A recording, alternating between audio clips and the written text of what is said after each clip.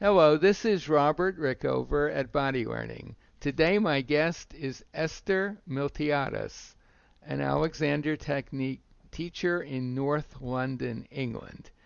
And Esther has worked a lot with children in her teaching career, and she's on the staff of the Educare Small School in Kingston, along with Sue Mary, another Alexander Technique teacher who's specialized in working with children. Esther is also an assistant teacher for the Developing Self, a specialized postgraduate training course for Alexander teachers working in education. She also teaches one-on-one with adults and children at her private practice in North London. Esther, welcome to the show. Thank you. It's lovely to be here with you, Robert. Well, it's a pleasure talking to you. Esther and I have just completed another interview about her work at the Educare Small School. And this interview is going to be more about the Alexander technique and children generally, and what F. Matthias Alexander, the founder of this method, uh, some of his thoughts on that topic. Could you begin, Esther, by just giving us a very short description of the Alexander technique? Lovely, yes. Uh, Alexander Technique teaches us the skills to respond to stimuli in a more coordinated, poised, and considered way, which helps improve physical and mental well-being. That's my Right. little That's, summary. yeah. And excuse me, that Alexander, F. Matthias Alexander, um, had an interesting take on the whole situation of teaching his work and children.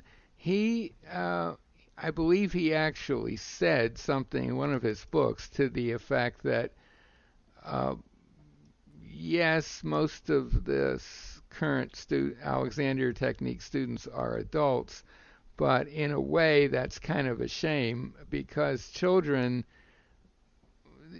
would be a much more useful group of people to study with the technique because they could change so easily and quickly. Something to that effect. Absolutely. Would you agree with that just from your experience teaching in the Educare school? Yeah, definitely. I mean, when you're working with little 3-year-olds, they're actually not showing very many bad postural habits. You're getting in there while their natural coordination and poise is still in place. Hmm. So you're able to empower and teach them to be consciously aware of all the good things that they're doing so that they can name them and understand them. And then you're working with that. So rather than a re-education, it just becomes part of their natural education. Right, and I think that's what Alexander had in mind, although I think he was also thinking of somewhat older children who may have Yes. begun to develop some harmful habits. And your Yes. experience there also is that they are quicker to get get the technique, as it were, than many adult students. Definitely. I think they just, yes, they just get it much more simply. Right. Um, and I don't know whether that's to do with the way that we teach it to children. It's just very, very simple, being soft and tall, and the vocabulary that we used, just they get it. They, Hmm. it's more natural for them to use themselves well, and we're just reconnecting them with that, and giving them that conscious understanding of what it is. So yes, they seem to be able to notice what they're doing more quickly and just come out of it more easily. Yeah, I myself have not had any experience working really with the very young children, but I've worked with high school kids and university kids, Mm, and I teach them very in a very similar way to the way I teach adults, and in groups or individually, and I find that they just get it, and they yes. don't. there's like no, they don't sort of, they don't over intellectualize it the way Mm. adults like to do. Yes. They just, if it works, they go for it. Especially college kids who are in arts programs, like music or theater. Yes. They immediately see the connection to their chosen profession. But Yeah. now Alexander said something else. He was quoted as saying something else, and I'd be interested in your take on it. It was from an article someone wrote about him in the 20s, I believe, in an American student of his, who seems to quote Alexander as saying not only that children are the way to go in terms of Alexander teaching, if you really want to be cost effective, I guess to use that Mm. term. But he also said that it doesn't take as much training for someone to be able to do that as it would be for sort of ordinary Alexander teachers. Do you have any thoughts on that? Mm. That's interesting, actually. I would say, in a way, that that's right. I'll give you an example. Hmm. When we do a thing after lunch called quiet time, and the children get to lie in constructive rest. Hmm. And then as an Alexander teacher, I put some hands-on work with them while they're in constructive rest. But we get student helpers as well that do the same thing, and we train them up to put hands on the head. They're not moving them or anything, but they're just connecting in a very directed way with their fellow colleague that's lying on the floor, Hmm. and they put their hands on their heads and then on their shoulders, and then they come back to their heads again. Hmm. And they get to practice on me and Sue first, so we sort of train them up in this. And I would say 90% of the children that put hands on us, they are absolutely fantastic. Right, They right. have beautiful, open, soft hands, and they really understand the difference between being pokey and tight and understanding that what they're thinking for themselves gets translated into that other person. They can tell if you're tight or soft or open or directed, and they just get it. So, children can certainly learn the technique much more easily, and they don't need much directing, because they have that natural coordination, and we're just connecting them again with that, I suppose. Yeah, that's interesting. So that's actually children as almost proto Alexander Yes. technique teachers. Um, but I wonder also, like you use a different in our last interview, we talked a little about the vocabulary you Yes. use with children to get them to self-direct, as it were, Mm. use and sort of a variation of Alexander technique, self-directions. And Mm. it seems to me from the what you were telling me that those modified directions are pretty easy for someone to share with somebody else. You know, someone who's Yes. learned them, like a sibling or a friend. Yes. Yes. Uh, Yes. You often get stories of the children going home and helping their parents yeah, I'm by not teaching them surprised the at that. directions. Yeah, Yeah. yeah, Yeah. It's lovely, that wanting to share the yeah. work as well. Yeah. So do Yes, they you? just get it. Yeah, and it doesn't take much really to get them No. to release whatever tension has appeared in their bodies. So do Mm. you think that it would ever make sense to have a sort of a separate kind of Alexander training for for teachers of children that was less than the 3 year one that Alexander Technique teachers today go through? I think that's an interesting question. I think what we're doing with the Developing Self course is, rather than doing less training to work with children, is acknowledging that working with children is quite different from working with adults, and Hmm. that often the training courses aren't particularly aimed at working with children, so that we're adding that extra bit of experience and understanding of how to work with children that is particular to children rather than with adults. So I don't know whether it would necessarily be a useful thing to do a shorter training course just for children, because as they reach teens, then they might enjoy the work that's more like we would give an adult. But it's definitely important for teachers, Alexander teachers, to have some sort of extra training to really understand working with younger children in particular. Right. So I wonder, I mean, everything that you've said about the school you work in, it sounds like an absolutely fabulous experience for the kids there. Yeah. But as I'm sure you're all too painfully aware of, that is not the case generally out there. No. And Yes. I wonder if you have any thoughts about how Alexander teachers could somehow get Alexander ideas more broadly understood in among educators, particularly educators Yeah. of small children, because it seems to me there's a potential opportunity for very young children to get some not all that much help that might make a huge difference. But do you have any thoughts on how that could be brought about in anything other than just there are other schools where this has Specialist schools. happened, Yeah. but it's pretty rare.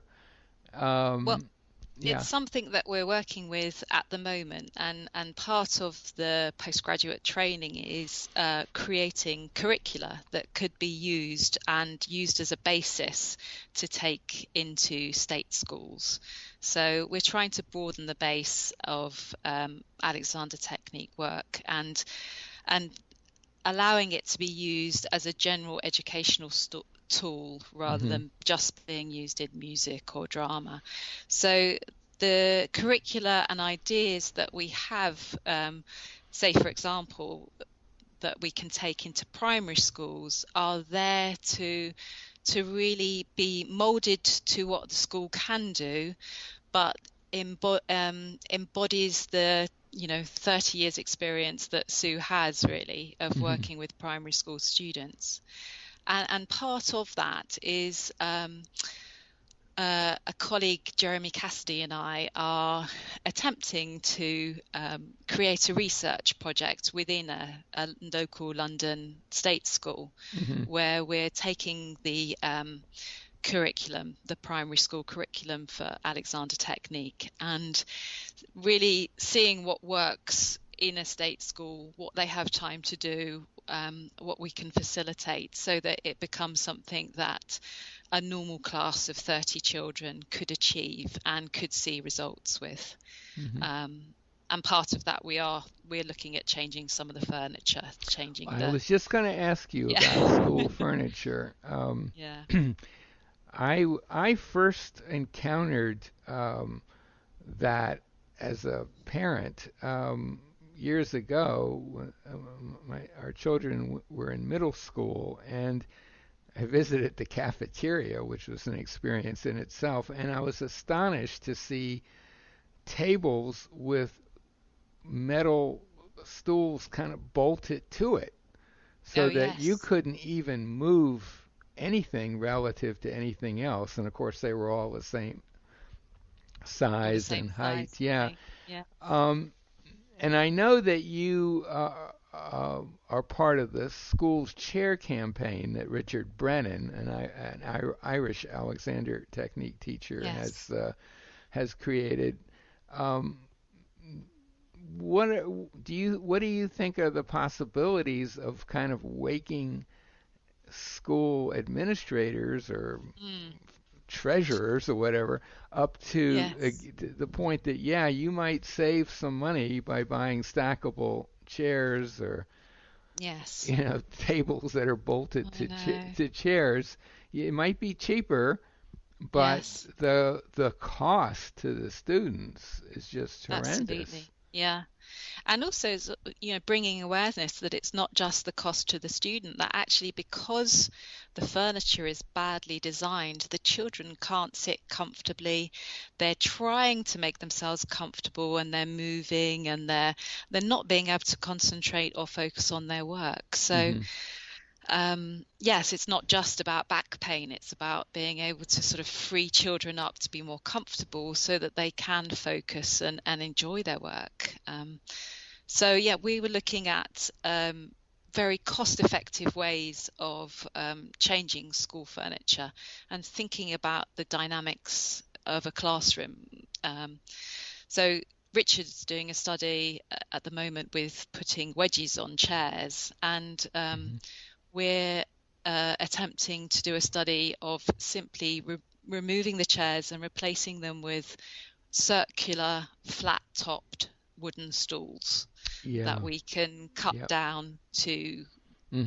the correct heights for the pupils, um, making sure that they fit with the tables, because that's the sort of slight disadvantage of tables are a particular height in particular school years, so you can't quite make them the stools That you'd like. exactly the right Yeah. height. Yeah. Yeah, Well, as but we're speaking, I'm sitting on exactly that kind of a stool and yes, have for yes, years. And yes, I find that, my adult students, an awful lot of them, when they experiment with it, it's a pretty inexpensive investment it to is. try Yeah, out. Many of them switch over and would never sit in a chair if there's a stool available, just yeah. because of the benefits Absolutely. of I mean, that. stools are great. I mean, they're flat, Hmm. they're easy, they're space efficient in very small Victorian classrooms that are Hmm. slightly Hmm. overcrowded. And they don't have a direction. So when teachers are moving around the classroom, children don't have to move their chairs around. They can No, just swizzle on their stools. very easy to So move around. They allow yeah, for a lot more freedom than a chair does yes, in terms of yeah. movement in general. Yeah, Absolutely. Yeah. yeah. So that's what we're using a basis, and then the Alexander technique, embodied awareness on top. We're hoping that, you know, teachers and pupils will see a difference in the way their children learn and the way they behave within the classroom. Yeah. Yeah. Do you have any other thoughts you'd like to share about the Alexander technique and children generally? Anything you want to say to parents, for example, who might be listening? um,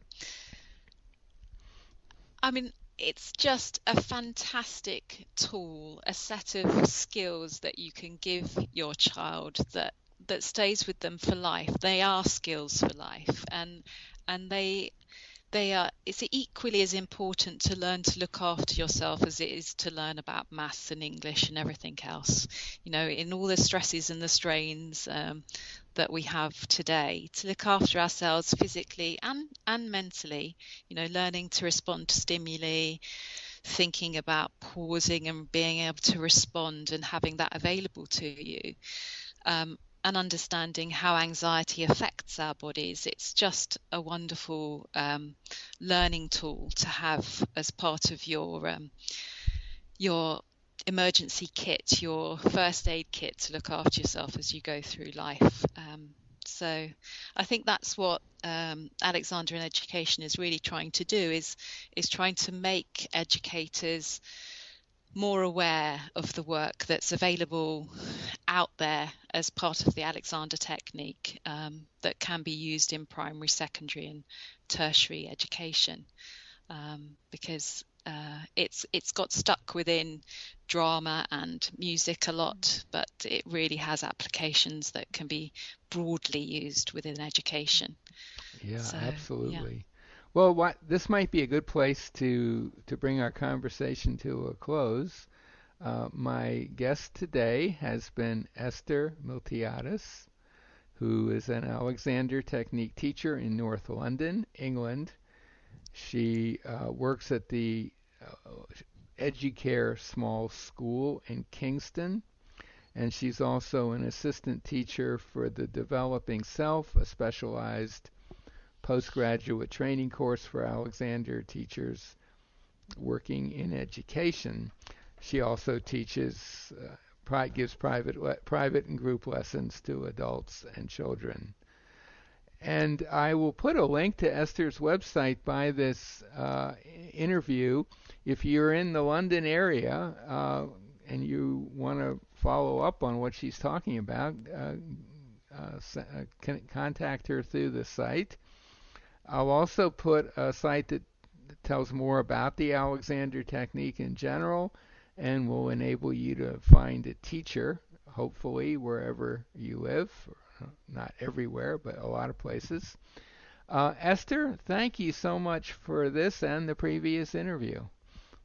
Thank you. It's been really lovely speaking with you and sharing my work. Thanks.